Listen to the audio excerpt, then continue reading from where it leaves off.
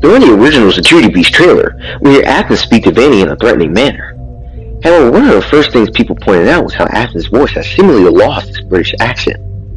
If Glitchtrap is indeed an AI mimicry of Afton, this would explain the lack of Afton's accent in Security Breach, with the mimic failing to accurately portray a detail about the man. When I first found you, you were nothing. You were small, pathetic. But now, you are more. Are you ready?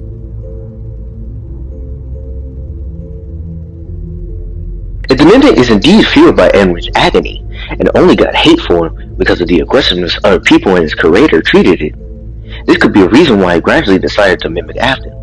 or a mimic possibly being influenced or affected with the massive amounts of agony within the ruins of Henry's pizzeria, which is agony possibly over time causing the mimicry of Afton to grow stronger and stronger into what we see in Security Breach. This could also be why the Blob ended up grabbing Glitchtrap at the end of the game,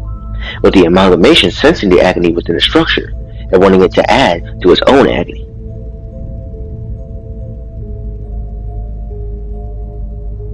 With Tape Girl's tape that describes how the code scanned from the circuit boards took hold by itself, one of these circuit boards could have been from the mimic, with the code within it taking hold within the game and beginning to change certain items and environments within it. It could also be possibly that over time, the other circuit boards that were scanned into the game, alongside the various stories that the game itself was telling, was incorporated into the mimic's code, further allowing it to actively mimic Afton.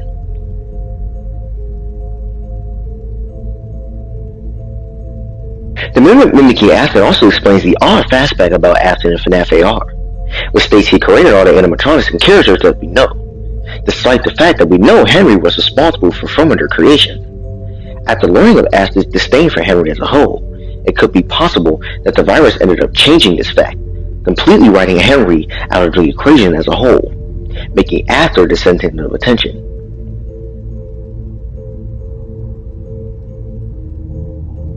During Hell Wants It, we see an Easter egg with the phrase "It's me" in a certain room.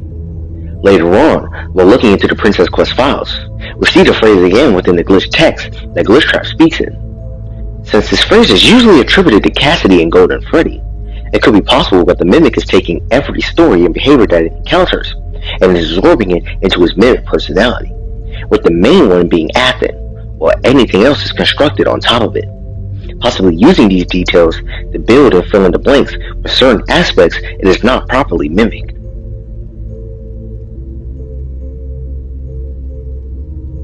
The phrases that Springtrap says in FNAF AR could also be explained that Glitchtrap is mimicking Afton, as most of these lines are either previously lines heard in UCN, or ones that make William sound far more cartoonishly evil than he was in life. This could be a prime example of the mimic in its ever-evolving mimicry of Afton, with the virus taking all of the stories and information about Afton and his behaviors and crimes, and integrating him into Fazbear Entertainment's version of Afton, which is made much more interesting, considering by the time of Security Breach, most people are aware that Afton was a prolific serial killer, as evident by both the Fazbear Fright series and the story Pressure in Tales from the Pizza Place.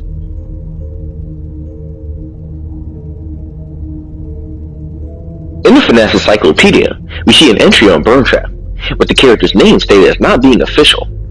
While I admit this is more of a headcanon than a potential detail, it could be possible that Burntrap's name is not canon, because it actually could be named Mimic,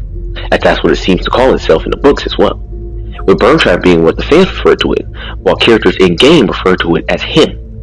On a secondary note, Burntrap and Glitchtrap are never mentioned as Afton by name by anyone who's encountered it.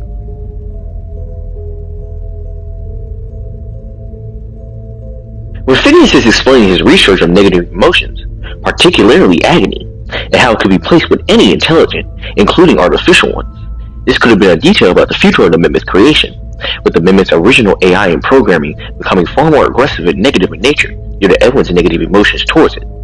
with this getting only worse with the inclusion of anything related to Afton and his past.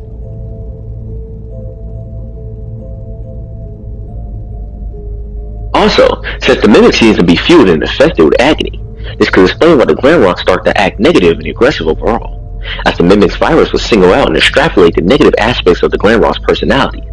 resulting in how we see them act in both Tales from the Pizzaplex, and later in the majority of Security Breach.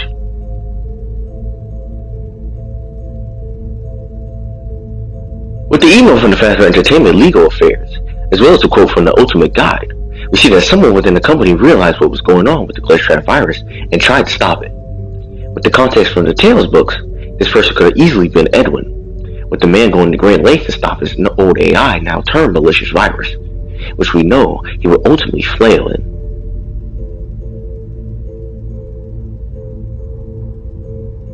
With what we know about the Mimic's overall behavior and penchant for mimicking people it sees, this will also explain why we hear Glitchtrap talking in Tape Girl's voice sometimes when entering the main hub of FNAF VR, with the voice being much deeper and distorted. This could be the Mimic mimicking Tape Girl after watching her for such a long time, as well as having access to her recording logs, with this mimicry starting off the moment Tape Girl first saw Glitchtrap staring and studying her while within the game.